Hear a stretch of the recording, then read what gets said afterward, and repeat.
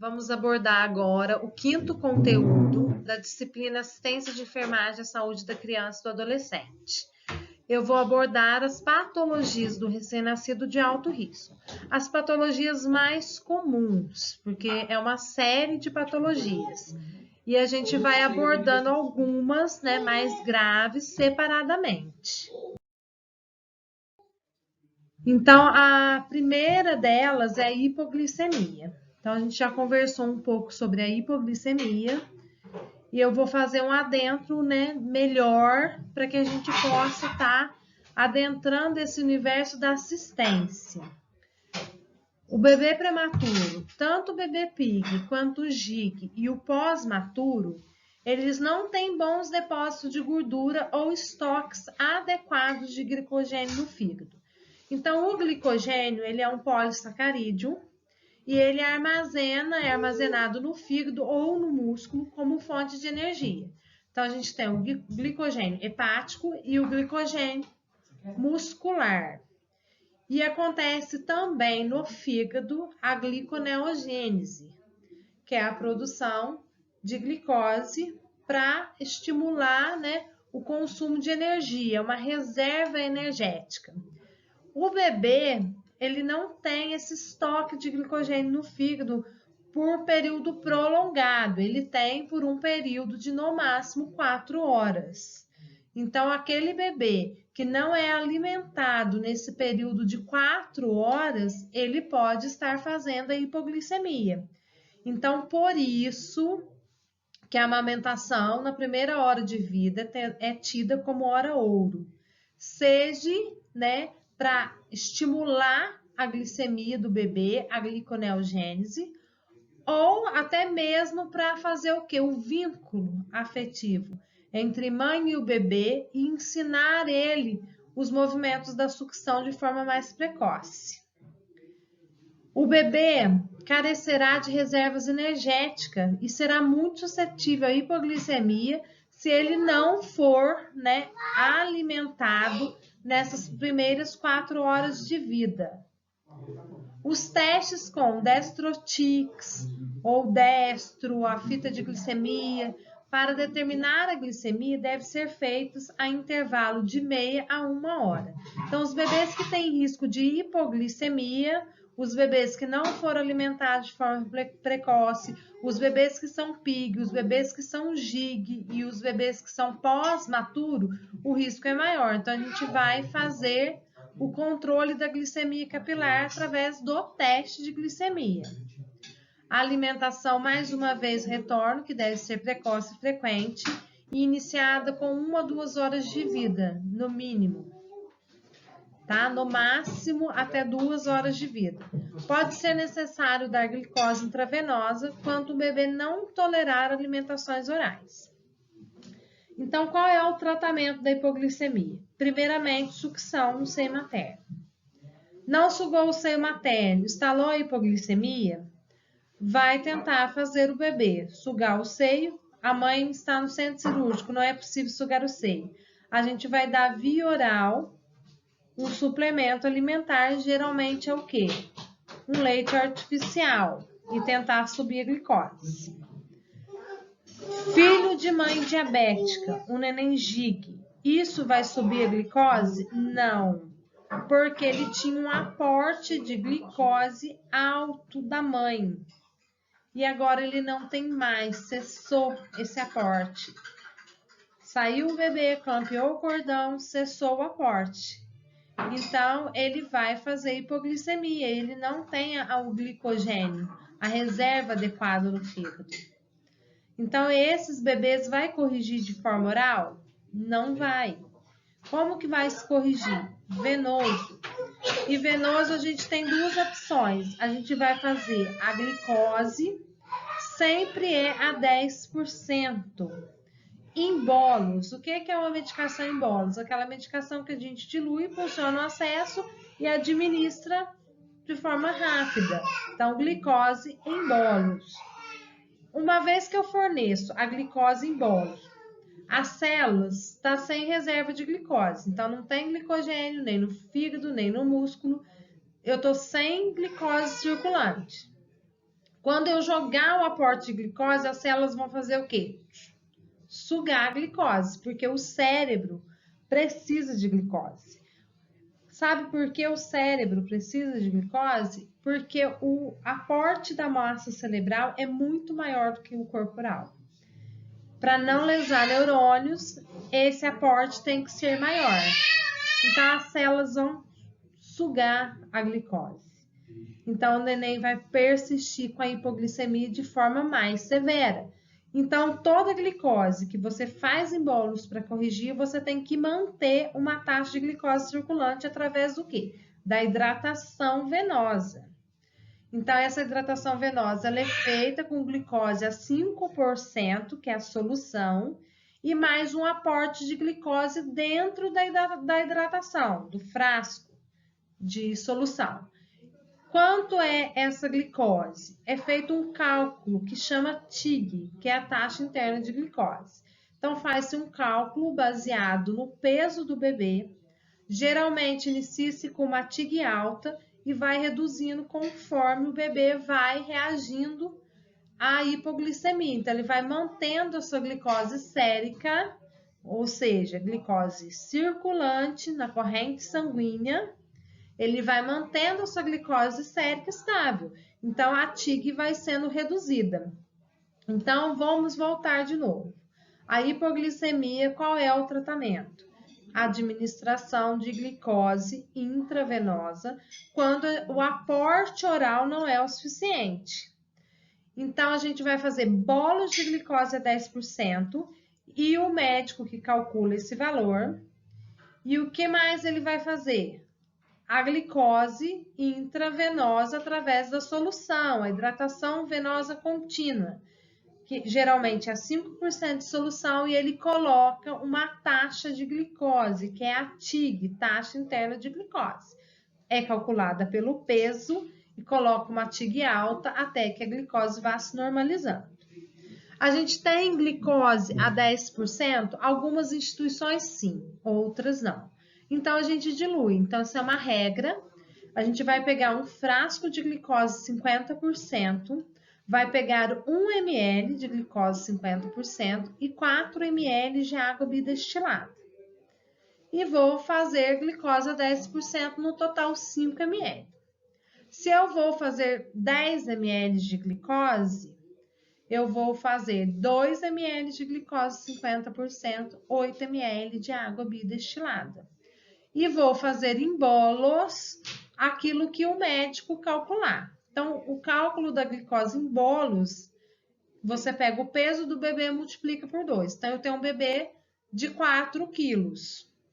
Eu vou fazer uma glicose em bolos a 10%. Então, eu vou administrar 4 quilos vezes 2, 8 ml de glicose em bolos. É uma prescrição médica. Isso é só para a gente saber o cálculo da glicose e a taxa da TIG. A TIG, o médico calcula pelo peso, aí já é um cálculo mais sofisticado, que não tem o porquê a gente saber. Mas a gente tem que saber o quê? Que glicose em bolos, sem manter uma hidratação contínua através de uma solução, a glicose não se corrige.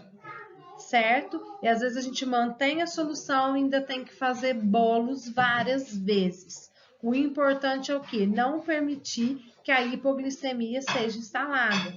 Porque se eu tenho pouco glicose, eu tenho pouco oxigênio circulante. A minha maior área de massa é a cerebral do que a corporal. Então, eu preciso que essa glicose esteja estável para proteger o desenvolvimento do sistema nervoso central do meu bebê, porque eu posso provocar sequelas neurológicas graves e irreversíveis por um tratamento e uma observação muito rigorosa e criteriosa. Sintomas da hipoglicemia. Às vezes se confunde até com convulsão e o bebê pode fazer uma convulsão decorrente de uma hipoglicemia. Então, ele pode ficar letárgico, sem movimento, hipotônico, não suga, da mesma forma com que ele pode ficar com tremores. Então, ele fica batendo o queixinho como se ele estivesse com frio, e não é frio. Então, ele tem tremores de queixo, que não é frio, e sim hipoglicemia. Então, são sinais e sintomas que a gente tem que estar observando e tem que estar atento. O teste de glicemia capilar, o técnico de enfermagem pode fazer dentro do Hospital de São Lourenço, baseado nos sinais e sintomas, junto com o enfermeiro ou na ausência do enfermeiro, porque existe um protocolo que permite a ele estar fazendo sem a prescrição médica, porque esse destro salva vida e protege o bebê de sequelas. A glicemia capilar. Então, a gente utiliza o glicosímetro e a gente sempre vai fazer no pé. Nós não vamos fazer no dedo das mãos de forma alguma, porque a gente nem no dedo dos pés, porque a gente pode fazer necrose. A gente pode usar o calcânio e o lóbulo da orelha, não tem problema nenhum. Pode ser utilizado o lóbulo da orelha. Geralmente, dentro das UTIs, eu levo o aparelho para o leito, as incubadoras ou os berços? Não. Eu vou coletar o sangue num tubo de ensaio, um tubo pequenininho, um capilarzinho, um tubo de análise, onde eu faço a perfuração, coloco o tubo, o dedo, que ele suga o sangue para dentro. E aí eu passo para um outro técnico de enfermagem que vai lá, que está me auxiliando. Pode ser técnico, os dois funcionários, o que vai coletar, o que vai fazer técnico, nem problema. Chego lá na fita do glicosímetro e bato o vidrinho, o sangue desce. Por que eu não levo o glicosímetro? Eu não tenho um glicosímetro para cada criança, eu tenho um glicosímetro para a unidade. Então, se eu utilizar esse glicosímetro em todos os bebês, em todas as incubadoras, ele torna-se para mim meio de contaminação. E dentro de uma UTI, eu tenho que excluir qualquer fonte de contaminação. UTI, berçário. Então, eu tenho que fazer dessa forma para evitar contaminação, porque é um aparelho que não suporta lavagem e que, se entrar álcool nas suas estruturas, ele é danificado.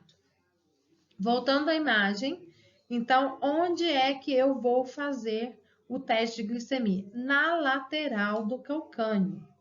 No meio do calcânio, não, porque passa-se a artéria pedial.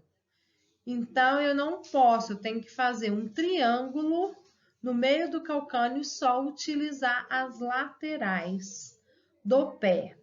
Esse é um movimento de ordenha, que a gente pega o pezinho, né? Vamos pôr o pezinho e faz o movimento de ordenha. Deixa eu ver aqui a imagem.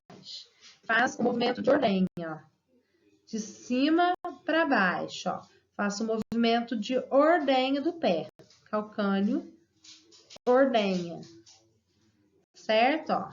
Calcânio, ordenha. E pulsiono para baixo, sem apertar demasiadamente o pé, porque eu posso fazer um hematoma por uma pressão que eu exerço com as minhas mãos. Então, todo cuidado com a criança, digamos assim, que é pouco. Então, tudo que eu for fazer, eu tenho que pensar nas consequências. Ordenha, suave, não punciono de forma alguma os dedos, que o nome técnico é artelhos, nem de mãos, nem de pés, somente calcânio na parte lateral. O meio do calcânio jamais, porque passa a artéria pedial. Certo? Outra patologia que vamos trabalhar agora é sobre a asfixia ao nascimento. O que é asfixia? É a ausência de oxigênio.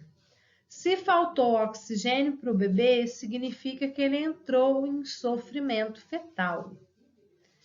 E o sofrimento fetal de asfixia ao nascimento é grande, principalmente no pós-maturo, aquele bebê que passou da idade gestacional de 42 semanas.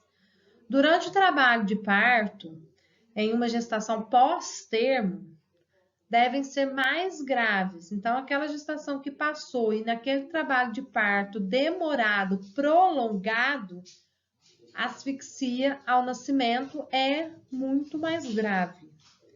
As complicações, elas devem ser previstas de modo que possa ser planejada uma assistência com antecedência.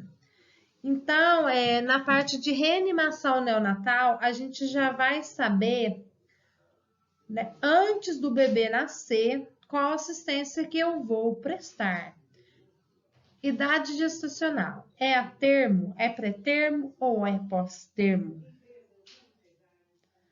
Né? Então, já é uma primeira pergunta. Então, se ele é pós-termo, eu já espero que seja um bebê com uma certa gravidade. Se ele é pré-termo, também. Depois, a gente tem a segunda pergunta. Presença de mecônio? Sim ou não? Se é fluido, tranquilo. Se é espesso, o bebê já está em sofrimento instalado, já tem um período maior. Então, eu já tenho que preparar toda a minha estrutura de atendimento ao recém-nascido para intercorrências. Então, eu tenho que ter disponível o ventilador manual de pressão positiva ou baby puff.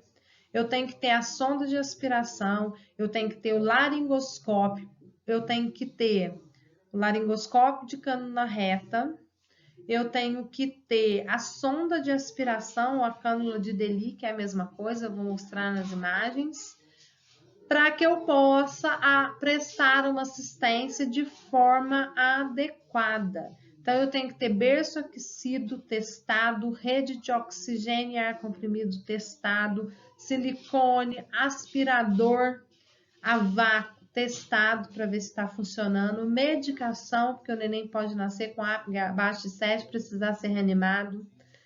E eu tenho que ter o pediatra em sala de parto. Então, é um bebê que tem chances de nascer e se complicar. Então, o pediatra tem que estar obrigatoriamente presente nessa assistência. Então, tem a imagem do bebê, né, com cianose. A primeiro sinal de sofrimento quando eles nascem é a parte da coloração, eles mantêm com cianose central, de extremidades e central, que ou seja, oral e perioral. Isso é uma cianose central, juntamente com a cianose de extremidades. Cianose só de extremidades e oral, né? Mucosa oral e perioral corada, não tem o que se preocupar. Agora, a parte oral, perioral, cianótica, mais as extremidades, significa uma cianose central. A decorrência da asfixia, ela vem também através da aspiração de mecônio. Então, todo bebê que está em sofrimento fetal, que significa que ele ou tem pouco oxigênio ou falta total de oxigênio, ele está em sofrimento. Se ele está em sofrimento, a gente tem o quê? O relaxamento dos esfíncteres e o bebê libera o mecônio ainda intraútero. Então, geralmente, um bebê com síndrome de pós-maturidade, ele expeliu o mecônio no útero. Na pós-maturidade, a quantidade de líquido amniótico é muitas vezes escassa, porque o líquido amniótico ele é produzido e renovado diariamente. Então, se você passou da data, esse líquido já não é renovado. Então, você tem um mecônio espesso em pouco líquido. E com o mecônio, vai produzir um líquido espesso, tinto de mecônio, frequentemente descrito como líquido em sopa de ervilha, ou como mecônio em sopa de ervilha ou papa de ervilha. Então, a presença de mecônio, mas asfixia ao nascimento, leva a um grande perigo de aspiração de fragmentos para os pulmões. O mecônio aspirado obstruirá as vias aéreas e é também muito irritante para os pulmões. Então, se eu tenho asfixia, que é ausência de oxigênio, ou tenho hipóxia, que é pouco oxigênio circulante, o neném está em sofrimento fetal. Então, se eu perguntar o que é o sofrimento fetal, é a diminuição parcial ou total da oxigenação através da circulação materno-fetal. E aí o bebê entra em sofrimento, uma ausência de oxigênio, e ele libera os esfíncteres e elimina o mecônio. Então, o bebê em sofrimento fetal, sofreu asfixia, tem mecônio no líquido amniótico. E mecônio espesso, porque o sofrimento ele é prolongado, ele não é imediato. Agora, quando você tem um mecônio fluido, o sofrimento foi momentâneo, foi naquele momento, liberou, mas o neném já está para nascer. Agora, aquele mecônio que ele já está eliminando há dias e que está espesso porque você já não tem troca do líquido amniótico, significa que o bebê está numa restrição muito importante de oxigênio. E ele vai nascer com complicações. Então, se ele não for atendido de forma adequada, a primeira complicação é o quê? Aspiração meconial. E essa aspiração meconial leva o quê? Uma irritação para a mucosa brônquica, para os brônquios, para os pulmões.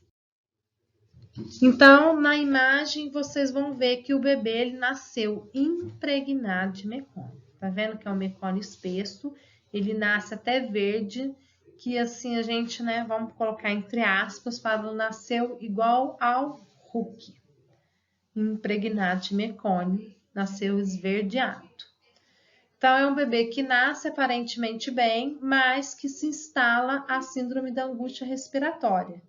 Então, olha a angústia respiratória dele. Então, olha a fisionomia, a dificuldade respiratória e ele está recebendo um suporte de oxigênio para ver se ele adapta ao ambiente. Dependendo da aspiração, ele consegue ficar bem.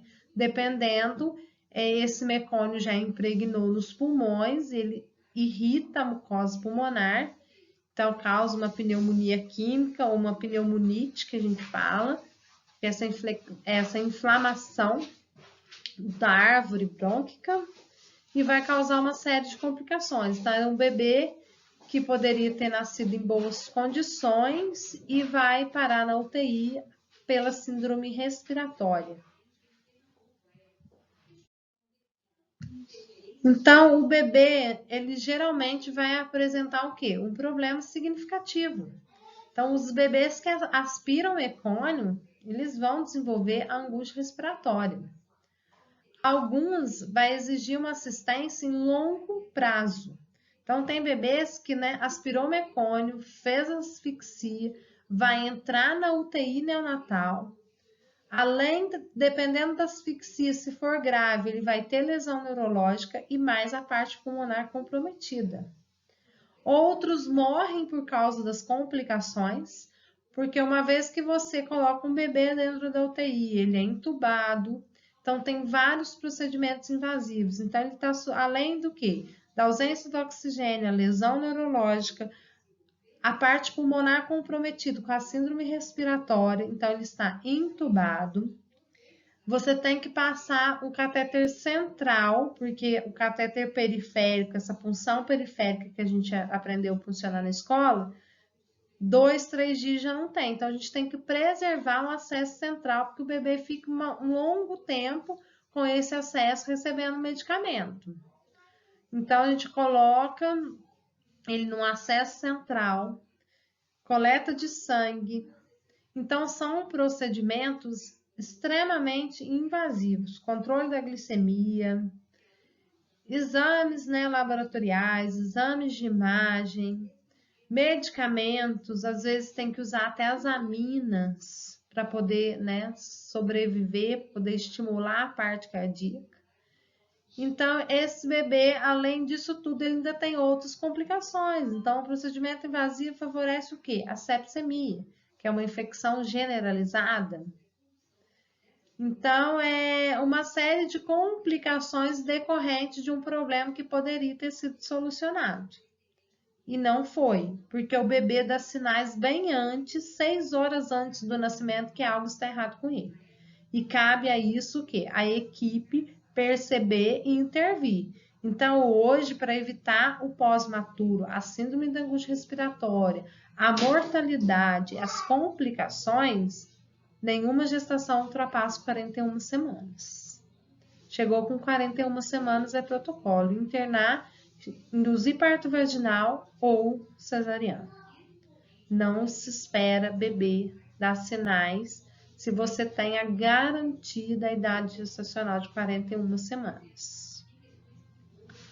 A hipóxia, né, o mecanismo da aspiração do mecônio é o seguinte. A hipóxia, então, primeiro você tem o quê? A hipóxia intrauterina.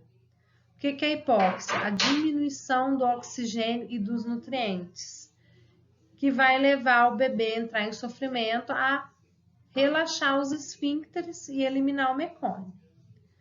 A hipóxia e a acidose pode levar também o bebê a suspirar no útero. Então, o bebê, quando ele vai passando já de 38, 39 semanas, ele tem movimentos respiratórios que é para já estimular o pulmão a fazer os movimentos de complacência. Então, você tem o quê? Esse movimento. E a acidose, que ele está com pouca oxigenação e ele não faz essa troca gasosa, né, pulmonar, só quando ele nasce e ele respira, né, para poder abrir os alvéolos dos líquidos que tem internamente, é que ele vai fazer o movimento acontecer. Então, dentro do útero, ele não tem como fazer essa troca, ele entra em acidose respiratória, pouco oxigênio entrando, acúmulo de CO2, de gás carbônico, faz com que o bebê entre em sofrimento. Então, além dele liberar o mecônio, ele pode já broncoaspirar o mecônio ainda dentro do útero por causa dessa acidose e do movimento de suspiro que eles fazem. O bebê que já se apresenta com sofrimento intrauterino aspira mais facilmente do que aquele bebê que não está em sofrimento e que está sendo oxigenado pela mãe, através da placenta. Com a aspiração, as vias aéreas e os alvéolos pode obstruir-se ou pode surgir uma pneumonite. Então, com a aspiração meconial do bebê. Então, se o bebê aspira esse mecônio, ele obstrui as vias aéreas e vai surgir uma pneumonite ou uma pneumonia química. E as bactérias crescem muito bem no líquido tinto de mecônio.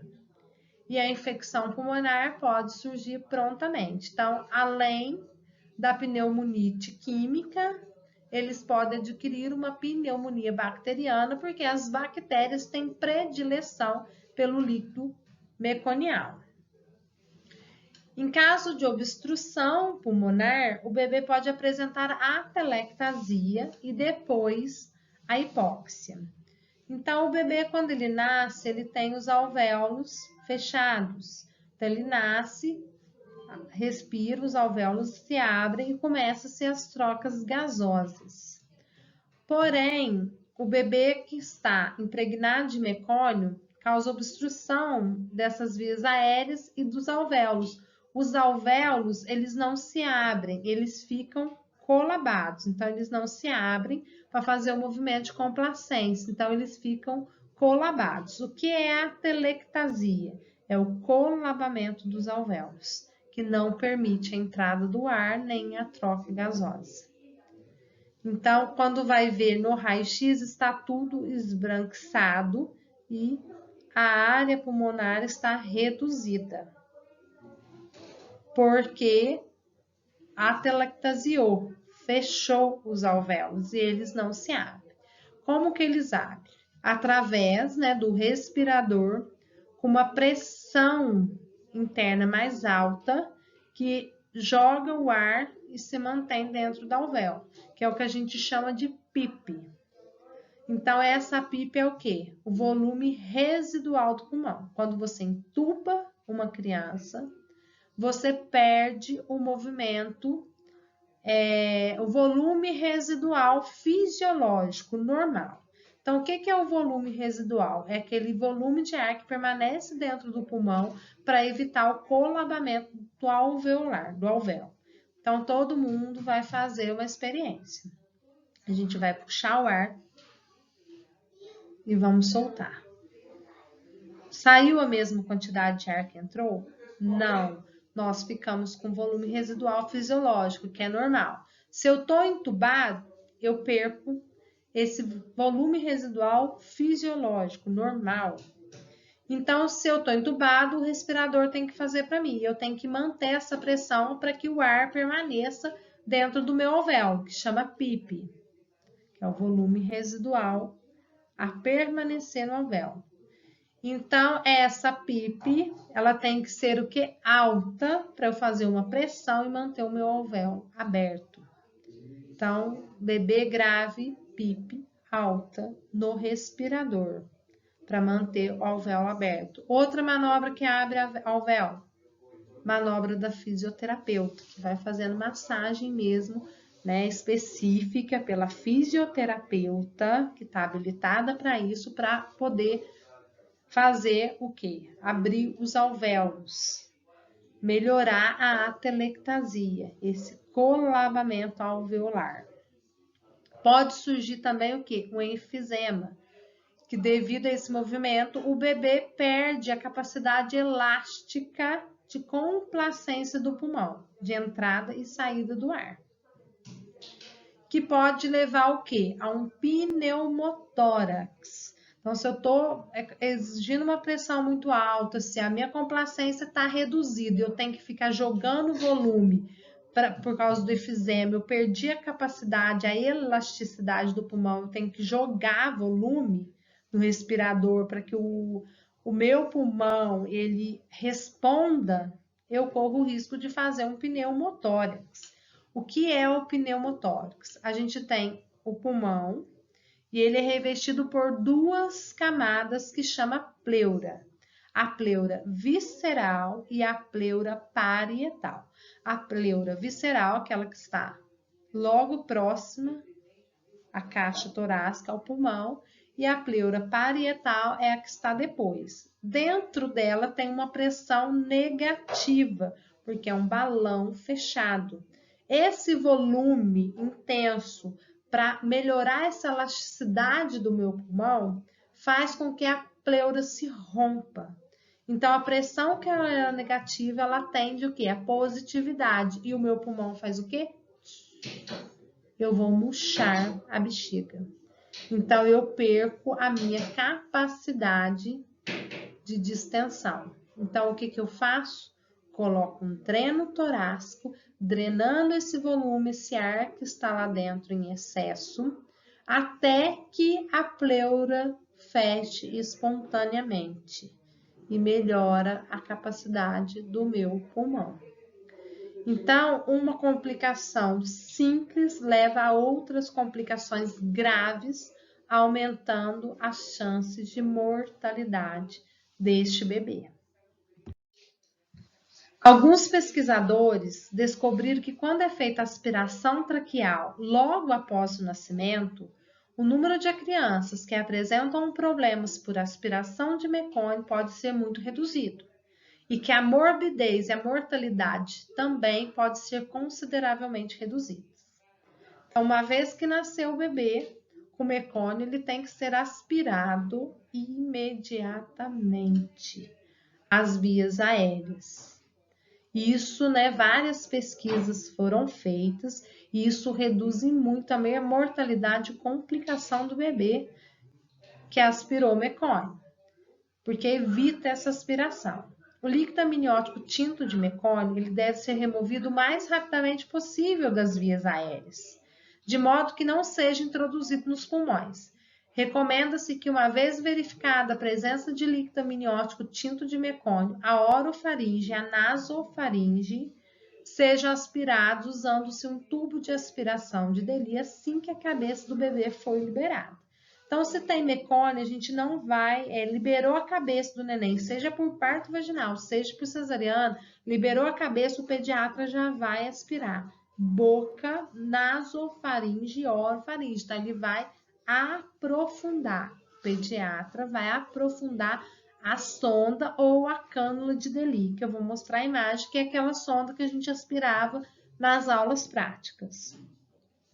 O bebê que sofreu asfixia ou apresentou-se recoberto de mecônio por ocasião do nascimento, necessita de uma observação cuidadosa no berçário.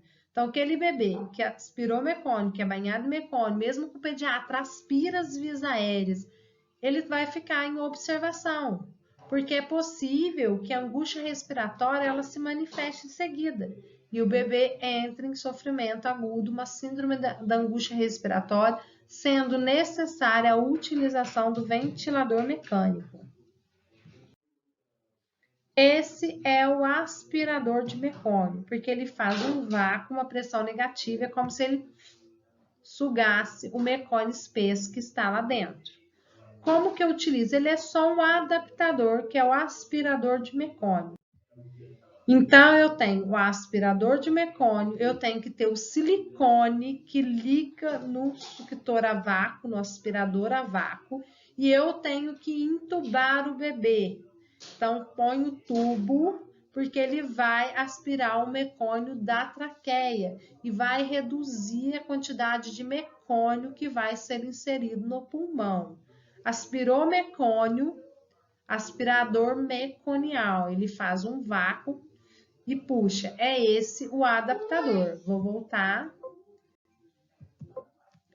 Então, olha, é esse o adaptador. Então, aspirador de mecônio, silicone ligado ao aspirador a vácuo, mas o tubo. Então, todo paciente que aspira mecônio, ele tem que ser entubado. O tubo vai na traqueia. A gente utiliza o aspirador acoplado ao silicone, o aspirador meconial e o tubo, porque aí você conecta lá, vai fazer um vácuo, você viu que ele tem, né, uma aberturazinha com o dedo, você prende, faz uma pressão negativa, fazendo um vácuo, ele traciona e depois retira o tubo. Então, o mecônio entra tudo dentro do tubo traqueal. Então, o desenhinho tá aí, o laringoscópio, aspira-se o mecônio primeiro, depois ventila. Às vezes, você entuba uma vez, veio, retira aquele tubo, coloca outro tubo, oferta oxigênio para o bebê, não fazer mais hipóxia e anóxia, não fazer parada cardiorrespiratória também, né, devido à ausência do oxigênio. Então, você vai prestando toda essa assistência, mas vai aspirando mecônio, retirando o mecônio para que ele não impregne no pulmão, no alvéolo. Então, esses são, né, os materiais que eu vou utilizar. Esse aspirador é um aspirador portátil. Geralmente, no hospital, a gente utiliza um aspirador em rede. Esse é um aspirador portátil. Todos eles, ele tem uma pressão, um manômetro, que controla a pressão do sugador. Então, a gente vai usar uma pressão, né, mínima de 10, máximo de 30. Normalmente, a gente usa a média, que é 20 milímetros de mercúrio para fazer essa aspiração. Evitar risco de quê? De pneumotórax. Então, utiliza-se o aspirador, utiliza-se o silicone. O silicone, ele vai adaptar ao aspirador, né, meconial, ao aspirador de mecônio e mais o tubo.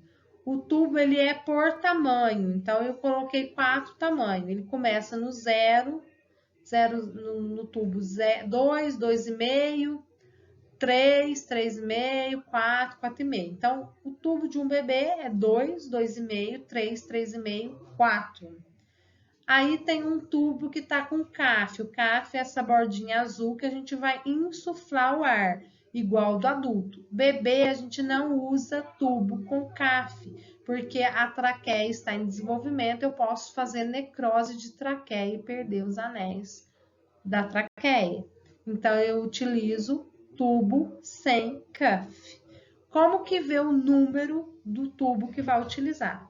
A gente geralmente pega o dedo do bebezinho, né? O dedo mindinho, digamos assim, que é o quinto artelho. E a gente pega o tubo e coloca aqui o dedo do bebê e o tubo. e ver o tamanho do tubo que a gente vai utilizar. 2, 2,5, mas geralmente o pediatra fala, mas a gente sempre vai o quê? Olhar o quinto artelho do bebê e colocar próximo ao tubo, é da mesma extensão, do mesmo diâmetro. Então, é esse que eu vou ofertar ao pediatra. Técnica estéreo, luva estéreo, máscara, gorro, óculos. E aí ele vai utilizar. O laringoscópio eu não coloquei aqui, mas tem o laringoscópio que estava na imagem anterior sendo utilizado pela médica. E aí vai colocar o tubo, vai ventilar. Esse é o ambu, mas ele não é o neonatal, é o ventilador manual por pressão positiva. E ele tem um reservatório de oxigênio, que é a bolsa, que é reservatória. E a máscara do bebê, ela é redonda, vocês podem ver aí, não é igual do adulto, mas que também tem que preencher nariz e boca. Também é por tamanho, então eu tenho a menorzinha, que é a 0, a 1 e a 2, que é para os bebês prematuro extremo, porque eu não posso deixar perder, né, o ar por extravasamento. A máscara tem que adaptar aqui, nariz e boca.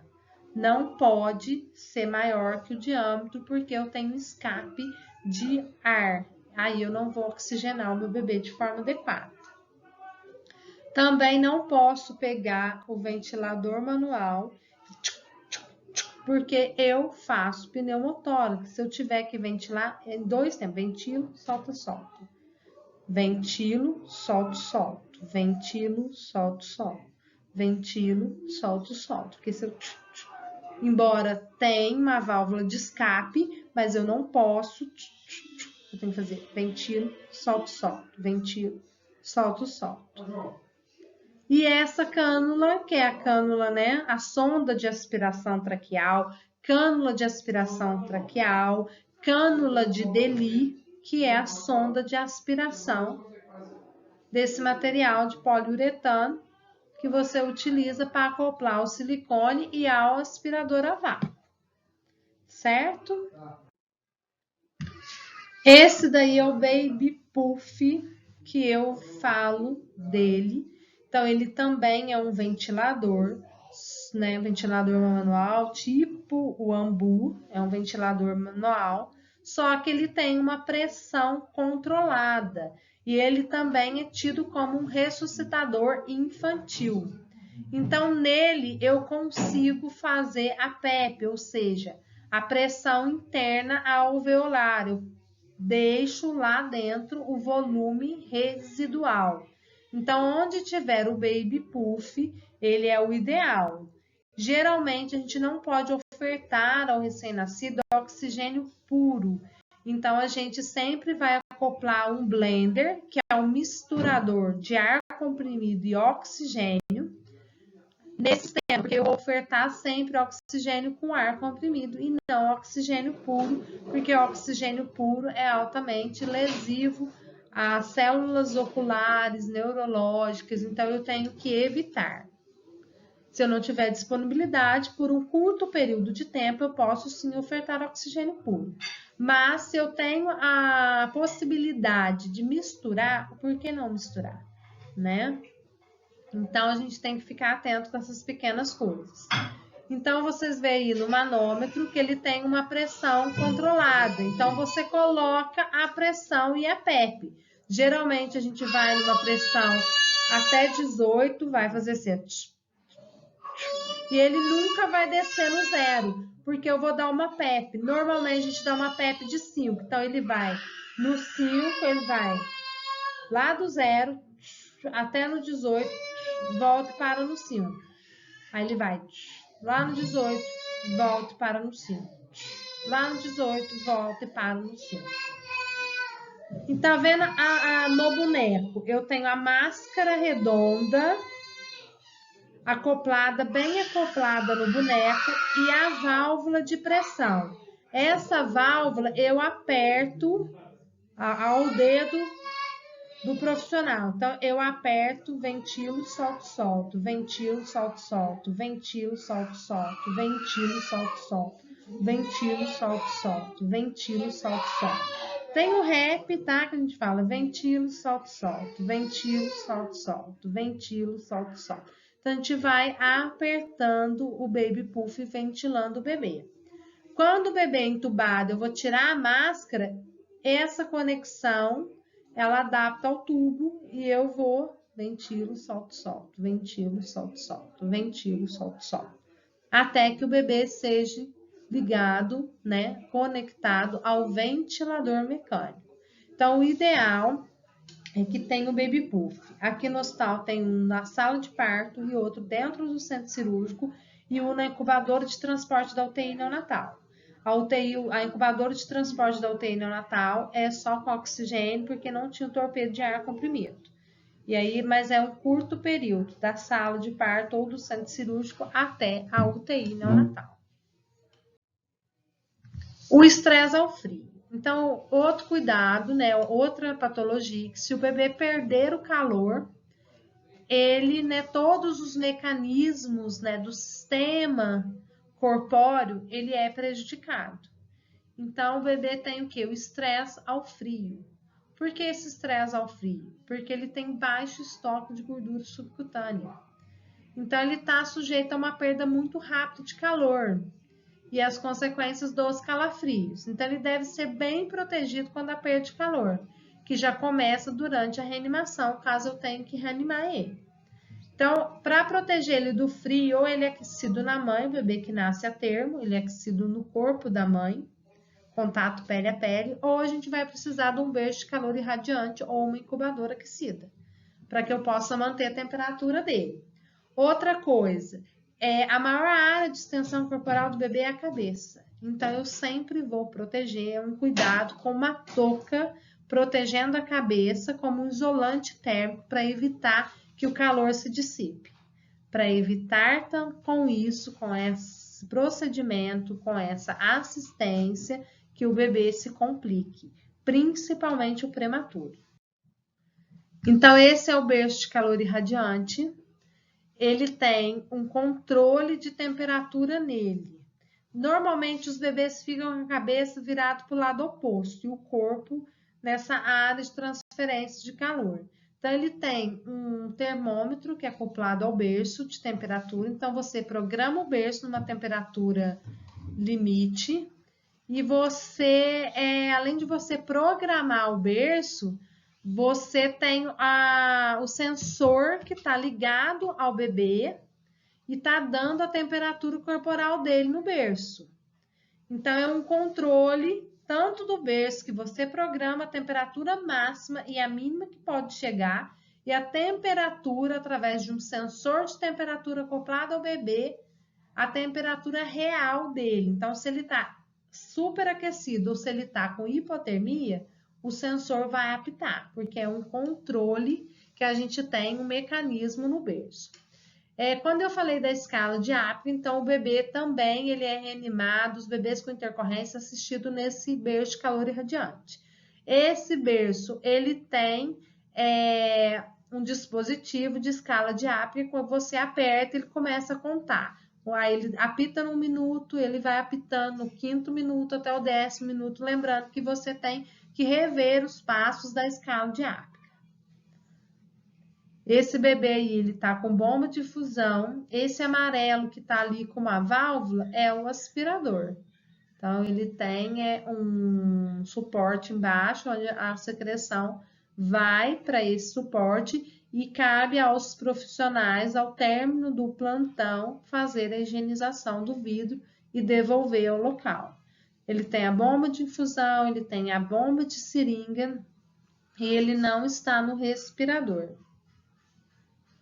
Certo?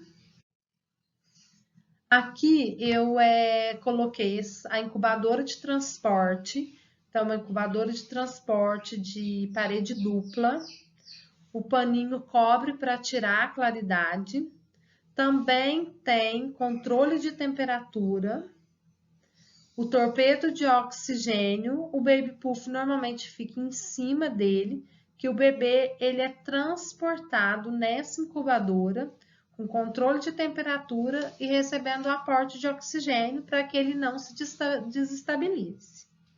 Isso é muito importante. Então, todo bebê que vai nascer prematuro ou com alguma intercorrência, a incubadora vai até o centro cirúrgico ou a sala de parto, para que o neném seja transportado de forma segura. É inadmissível que o bebê seja transportado no colo do pediatra. Então, antigamente nascia um bebê prematuro, enrolava o bebê e ele ia enrolado no colo do pediatra para a UTI neonatal. Então, isso contribui o quê? Para o estresse ao frio, para descompensar todo o sistema do bebê. Então, o bebê é transportado na incubadora de transporte e não no colo do pediatra ou de qualquer outro profissional que seja. Então, a gente é protocolo, a gente tem que seguir, porque desestabiliza. Tem pediatra que vai sair com o bebê no colo? Ah, doutor, aguardo que eu vou buscar a incubadora de transporte. Não pode. Então, é protocolo, tem que seguir e a gente tem que cobrar, porque a gente tem que fazer essa diferença acontecer. Então, uma vez que eu tenho conhecimento, eu tenho respaldo técnico e legal para isso. Então, eu vou sempre me posicionar e não fazer as coisas erradas porque estão me pedindo para fazer.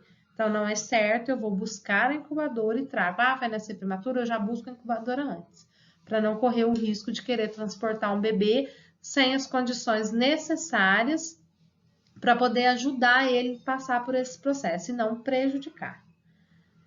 Ali é o berço de calor irradiante, que o bebê é colocado embaixo, então tem todo um suporte. Então, normalmente o bebê ele vai nascer, a pediatra já começa a aquecer o campo para jogar em cima do bebê, para que ele possa permanecer o tempo todo aquecido. Todo bebê que nasce abaixo de 32 semanas, ele tem que ser ensacado. Também é um protocolo da Sociedade Brasileira de Pediatria e da humanização ao nascimento, porque eu faço isolante térmico e consigo manter a temperatura do bebê sem prejudicar, né, a sua recuperação e sem prejudicar o funcionamento de todos os sistemas corpóreos. Então, o que eu puder favorecer para manter a temperatura corporal, eu vou fazer. Então, é um saco plástico, normalmente ele tem que ser estéreo, mas quando não tem o estéreo, entre o não estéreo, né, mais limpo, e o estresse ao frio que pode provocar, a gente ensaca. E eles são esterilizados em óxido de etileno, saco plástico comum, mas esterilizado em óxido de etileno. Ou saco plástico limpo, que a gente compra para essa finalidade, armazenado de forma adequada, sem contaminação. É o ideal. A policitemia. A policitemia é outra patologia. O que é policitemia? É o aumento dos eritrócitos, ou seja, das parte sólida do sangue. Então, o pós-maturo, ele geralmente apresenta policitemia e hiperviscosidade secundária, ou seja, o sangue é muito viscoso, hiperviscoso. E esse sangue hiperviscoso faz com que obstrução dos vasos sanguíneos. E ele normalmente ele está o quê? Em consequência da hipóxia intrauterina. Então, o hematócrito ele deve ser verificado. Se estiver acima de 65%, o bebê pode vir a necessitar de uma exsanguínea transfusão parcial com plasma, ou seja, vai utilizar o plasma para diluir o sangue que está hiperviscoso. Então, essa policitemia também, ela ocorre no pós-maturo e quando a gente, né, deixa, seguindo, né, as recomendações da Sociedade Brasileira de Pediatria, pinçar o cordão de 1 a 5 minutos.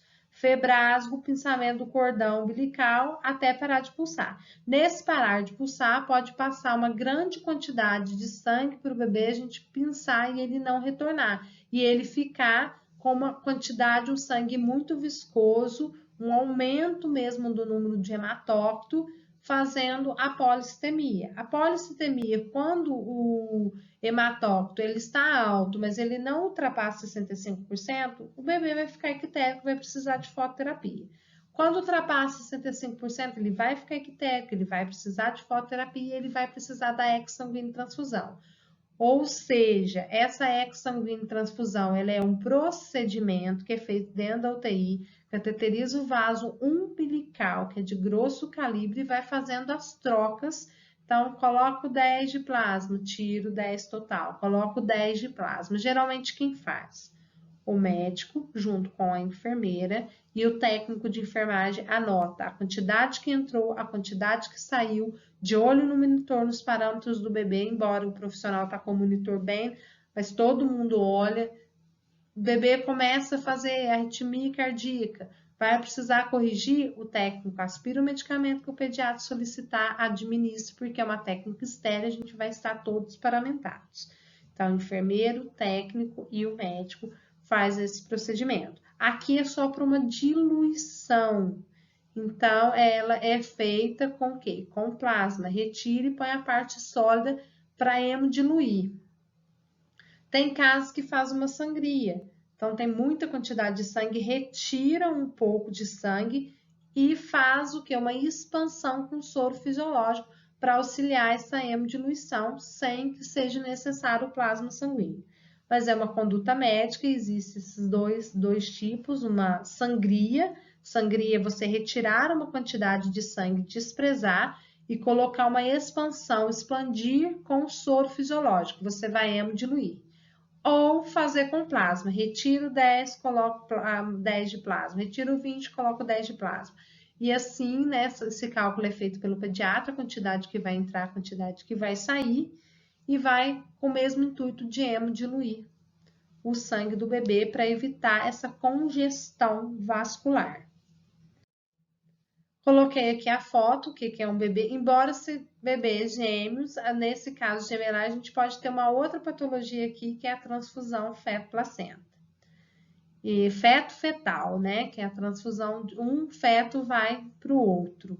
Então, um às vezes tem que receber sangue e o outro a gente tem que fazer sangria.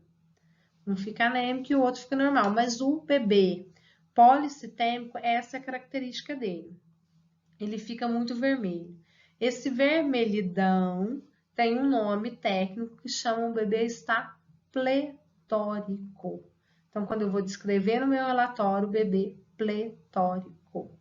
Ou ele vai, né, abaixo de 65 o hematócrito, o pediatra vai olhar, vai ver que ele está pletórico, vai solicitar o hematócrito e o eritrócito, que são as células vermelhas, sólidas do sangue.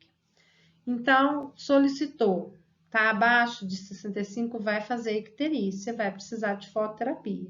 Acima de 65, aí a conduta médica, qual o tratamento que ele vai aplicar? Sangria, infusão de soro fisiológico como expansor, ou com plasma a exsanguínea transfusão, e trocando o sangue, né, por plasma.